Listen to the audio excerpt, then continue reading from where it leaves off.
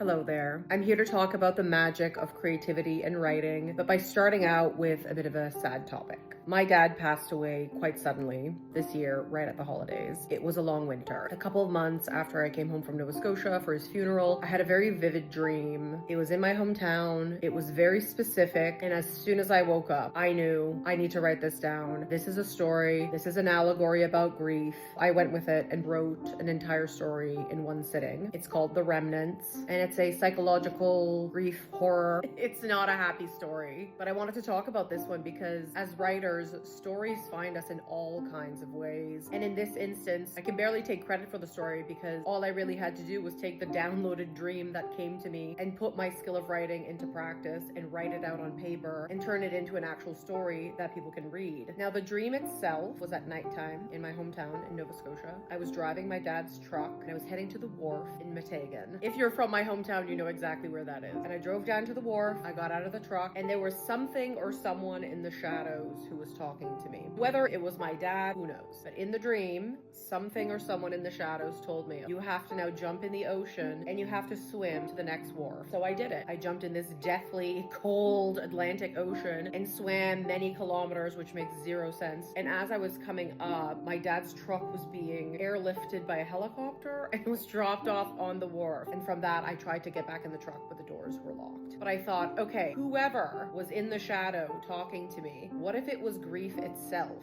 So what if grief was a character and this character is neither good nor bad, but merely inevitable? I started picturing what these characters, the remnants, would look like. They're all dressed kind of in like long ivory pea coat, wide brimmed hat, but they also have these sort of beekeeper veils, so you don't actually see what they look like. This main character knows she has to go to the wharf and finally face the remnants.